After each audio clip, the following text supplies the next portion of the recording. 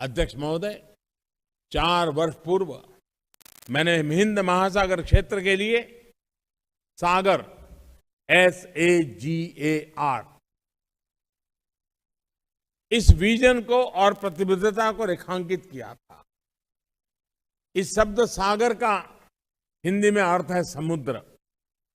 सागर यानी security and growth for all in the region. नमस्ते, मैं हूं सुरेश कुमार एकलवे और आप देख रहे हैं हिंदुस्तान न्यूज एंड टिप्स। अमेरिकी राष्ट्रपति जो बाइडेन ने अफगानिस्तान से अपने देश के सभी सैनिकों को 11 सितंबर 2021 तक वापस बुलाने का फैसला लिया है। 11 सितंबर को हुए आतंकी हमले की बरसी के मौके पर अफगानिस्तान की लड़ाई से अमेरिका वापस हट जाएगा।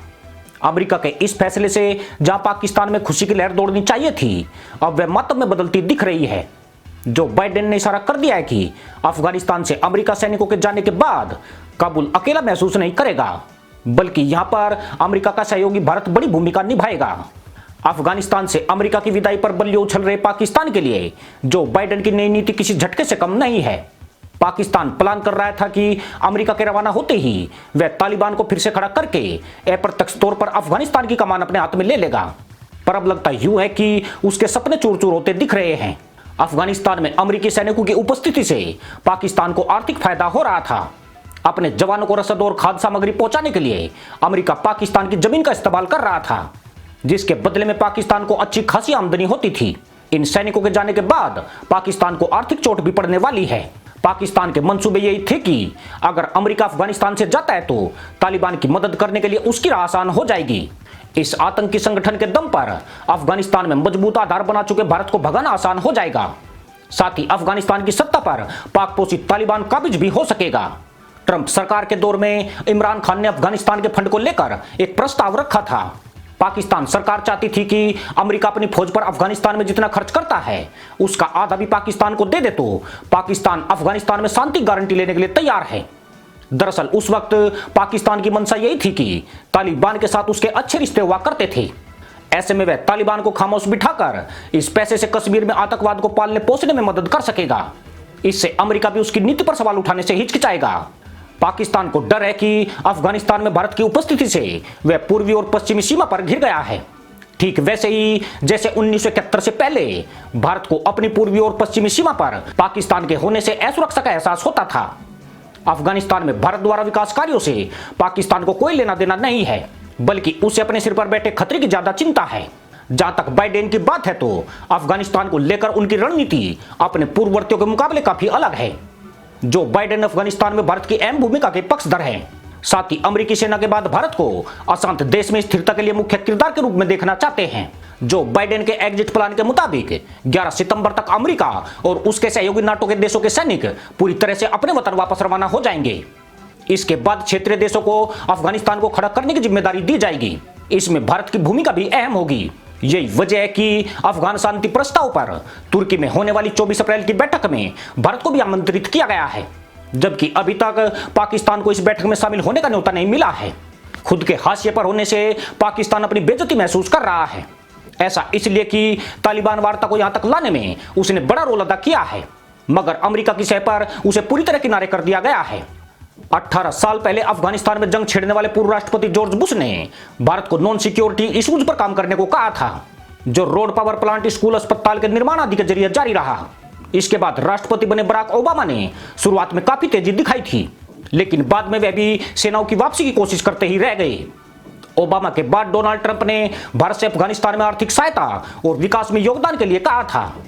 डोनाल्ड ट्रंप एशिया में अमेरिकी रणनीति के लिए भारत को अहम मानते थे, पर एक सवाल जो हर किसी के मन में उठता है वह यही है कि अफगानिस्तान में भारत ऐसी क्या भूमिका निभा सकता है जो इस देश में शांति स्थापित हो सके, वह भी तब जबकि अमेरिका 18 साल तक पूरी ताकत लगाने के बाद भी यहां से पराजित योद्धा की तरह भाग रहा है। पर इसके बावजूद भी अमेरिका को इतना भरोसा क्यों है कि जो काम वह नहीं कर सका उसे भारत अवश्य कर सकता है। दरअसल अफगानिस्तान में भारत और अमेरिका लंबे वक्त से मौजूद रहे हैं। भारत अफगानिस्तान के रिश्ते प्राचीन समय से प्रगाढ़ रहे हैं, जबकि अमेरिका इस क्षेत्र में गोला बारूद लेकर आया था। अफगानी लोग अपने देश में हथियार लेकर घुसने वालों को पसंद नहीं करते हैं। यही कारण है कि अमेरिकी सैनिकों की वापसी से उन्हें असुरक्षा का भय जरूर है, मगर यह असुरक्षा उनकी आजादी की खुशी में गुम हो रही है। जबकि भारत की अफगानिस्तान में एंट्री एक मैत्रीपूर्ण माहौल में हुई है। भारत ने अफगानिस्तान की संसद से लेकर सड़क, पावर प्लांट, परिवहन, स्कूल, अस्पताल, बांध बनाने में भरपूर मदद दी है। सिर्फ इतना ही नहीं, वक्त पड़ने पर अनाज, दवाइयां और जरूरत की चीजें अफगानिस्तान को मुहैया कराई है। यही वजह है कि सिर्फ अफगानिस्तान के आम नागरिक ही नहीं, बल्कि तालिबान भी भारत की मदद पर शुक्रिया बोलता रहा है। खास बात यह है कि भारत द्वारा अफगानिस्तान को भेजी जा रही मदद सामग्री में तालिबान ने कभी कोई रुकावट नहीं डाली। उसने भारतीय कर्मचारियों को भी जानबूझकर परेशान नहीं किया। हालांकि पाकिस्तान ने तालिबान को भारत के खिलाफ उकसाने की कोशिश जरूर की, मगर इससे तालिबान की नीति में कोई फर्क नहीं आया। तालिबान भारत को अपना शत्रु नहीं मानता है, बल्कि वह अपनी जंग को अमेरिका के खिलाफ लड़ाई मानता है। यही कारण है कि अफगानिस्तान में पाकिस्तान और अन्य किसी देश की अपेक्षा भारत को अपना दोस्त माना जाता है। इस देश में एक बड़ा तबका ऐसा भी मौजूद है जो आज भी यहां भारत की बुराई सुनना पसंद नहीं करता है। अफगानिस्तान का भारत के प्रति यह व्यवहार पाकिस्तान को सदैव खटकता रहा है। अफगानिस्तान में भारत की इसी ताकत को अमेरिका उम्मीद भरी निगाहों से देख रहा है। भारत के अशरफ गनी सरकार और तालिबान दोनों से मैत्रीपूर्ण रिश्ते हैं। हालांकि भारत तालिबान को मान्यता नहीं देता है और अशरफ गनी की चुनी हुई लोकतांत्रिक सरकार का समर्थन करता है, मगर खुद को अफगानिस्तान की भूमिका में बनाए रखने के लिए उसने तालिबान को नजरअंदाज नहीं किया है। तालिबान ने भारत के विकास कार्यों में व्यवधान नहीं डाला है, तो उसके पीछे भी असली वजह यही रही है। भारत दुनिया का सबसे बड़ा लोकतांत्रिक देश है। अमेरिका उम्मीद रखता है कि भारत के साथ से अफगानिस्तान में लोकतंत्र मजबूत हो सकता है। तालिबान को हथियार डालकर लोकतांत्रिक प्रक्रियाओं में भाग लेने की जरूरत है। अमेरिकी सैनिकों की वापसी होगी तो यहां उत्पन्न तनाव में काफी कमी आ सकती है।